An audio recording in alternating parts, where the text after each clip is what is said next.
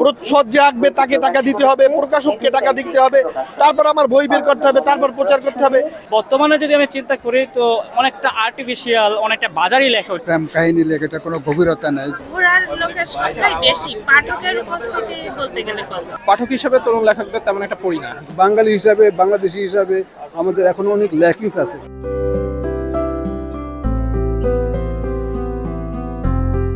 অনেক ধরনের বইই পড়ি, সাধারণত উপন্যাস পড়তে ভালো লাগে। এখন আসছি, দেখি যদি আকর্ষণীয় কোনো উপন্যাস পাই তাহলে নিয়ে যাব। মূলত হুমায়ুন আহমেদের উপন্যাস থেকে আসলে উপন্যাসের প্রতি একটা আগ্রহ। আর এছাড়াও কিছু কিছু উপন্যাস আসে, যেমন ঐতিহাসিক উপন্যাস যদি বলি শ্রীকান্ত। তরুণ লেখকদের মধ্যে আরিফ আজাদের লেখা আমার ভালো লাগে। পাঠক হিসেবে তরুণ লেখকদের তেমন একটা পড়ি না, কারণ ততটা হয় নাই, ফেমাস হয় নাই এখনো। ওরা যদি ফেমাস হইতো, যদি যেমন আরিফ আজাদ যেরকম ফেমাস হয়েছে, আমার কাছে একটা মেসেজ আসছে যে না, বইটা পড়া উচিত, এই কারণে পড়া হয়েছে। যদি এমন কোনো লেখক উঠে আসে যে তার বই মনে হবে যে পড়া উচিত, তখন অবশ্যই পড়বো। আগেকার যারা লেখক ছিল, যেমন ক্লাসিক্যাল রাইটার যদি বলি বিভূতিভূষণ, সরোজ, তাদের মধ্যে একটা নেচার ছিল যেটা তারা তাদের আশপাশের জিনিসগুলোকেই তুলে আনতো। তাদের জীবনমান, তাদের নিজেদের যে দর্শনটা, সেটাকে তারা গ্লোরিফাই করতে চাইতো না। তারা যা তাদের উপন্যাসটাই সেটা। বাট বর্তমানে যদি আমি চিন্তা করি তো অনেকটা আর্টিফিশিয়াল, অনেকটা বাজারি লেখক যেটাকে আমরা বলে থাকি, যে আচ্ছা বাজারে কী চলছে তো সেটার উপর বেস করে একটা উপন্যাস লেখা। বাট তরুণ প্রজন্মের যে যারা আছে তাদেরকে দেখবেন যে তাদের বইয়ের নামগুলোই যদি আমি চিন্তা করি, অলমোস্ট সব কিছুতে একটা প্রেম, একটা রস, এই টাইপের একটা ব্যাপার থাকে। কিন্তু মানুষের জীবন মাত্রই তো শুধু এটা না, এর বাহিরে মানুষের পলিটিক্যাল লাইফ আছে, তার ইন্টারন্যাশনাল বিভিন্ন ফিলোসফি থাকতে পারে। তো সবগুলো যখন হচ্ছে সে বিশ্বাস করে, তখন তার লেখাটা আবার অন্যরকম হয়। তো সেটা হয়তো বা মানে আগেকার লেখকদের মধ্যে হচ্ছে মানে এই জিনিসগুলো না থেকে তারা যা তাই তুলে আনতো। অবশ্যই ভালো লেখক আছে, মানে যারা ভালো কবি আছে, ভালো উপন্যাসিক আছে, বাট আমরা ওদেরকে ওইভাবে তুলে ধরতে পারি না দেখে ওইভাবে মানে আমরা হয়তো বা খারাপ কন্টেন্টগুলো দেখছি।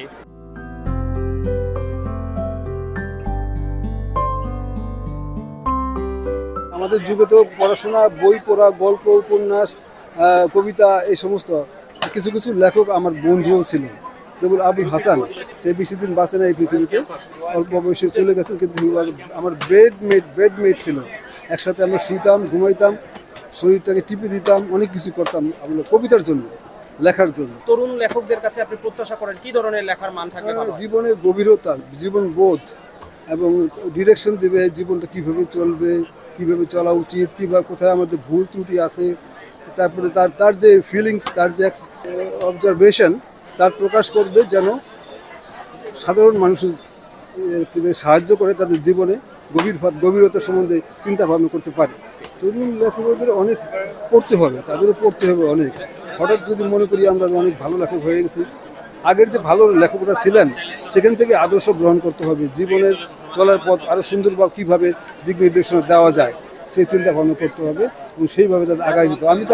তারা প্রতিভা আছে, কোনো সন্দেহ নাই, কিন্তু পিছন থেকে অভিজ্ঞতা আসলে সেটা আরও উন্নত হবে তাদের চিন্তা ভাবনা। বাঙালি হিসাবে, বাংলাদেশি হিসাবে আমাদের এখনও অনেক ল্যাকিংস আছে। লেখাপড়ার প্রতি আমাদের সেই পর্যায়ে গড়ে ওঠে নাই। আমরা চেষ্টা করব কীভাবে উন্নত করা যায়।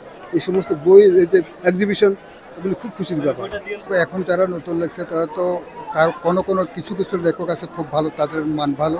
আর অনেকে আছে কাহিনী চিন্তা না করে তাদের কাহিনীর ভাষা, তাদের কাহিনী, তাদের গল্পের, যেমন মানে একটা প্রেম কাহিনী লেখে, এটা কোনো গভীরতা নাই, মানে সব অনেকের মানে খুব তেমন ভালো লাগে না আর কি। কিন্তু কিছু কিছু লেখা, কিছু কিছু নতুন লেখক ভালো লেখে। আমি বলবো যে তারা আরও বেশি গবেষণা করে যদি নতুন লেখকরা লেখে তাহলে আরও ভালো করতে পারবে।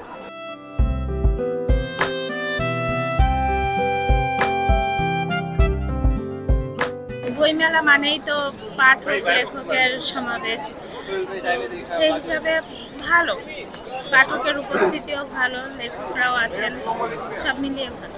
সবাই তো বই কেনার উদ্দেশ্যে আসেন, অনেকে আসে ঘুরতে, দেখতে। ঘোরার লোকের সংখ্যাই বেশি, পাঠকের উপস্থিতি বলতে গেলে কম।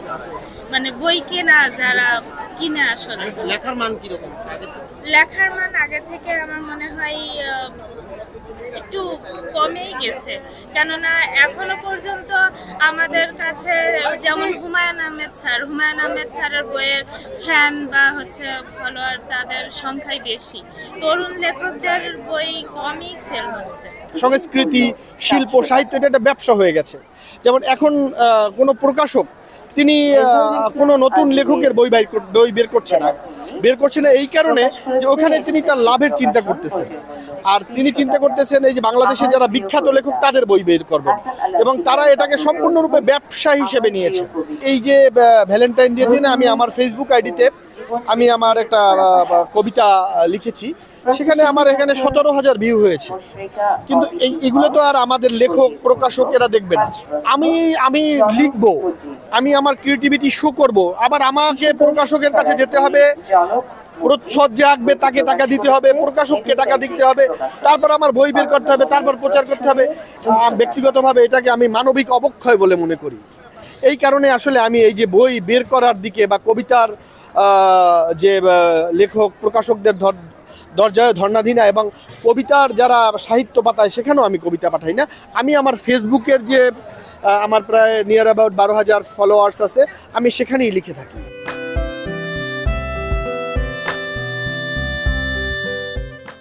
সংবাদ, ফিচার ও অনুষ্ঠানের জন্য ভিজিট করুন সংবাদ প্রকাশের ওয়েবসাইট এবং যুক্ত থাকুন ফেসবুক পেজ ও ইউটিউব চ্যানেলের সঙ্গে।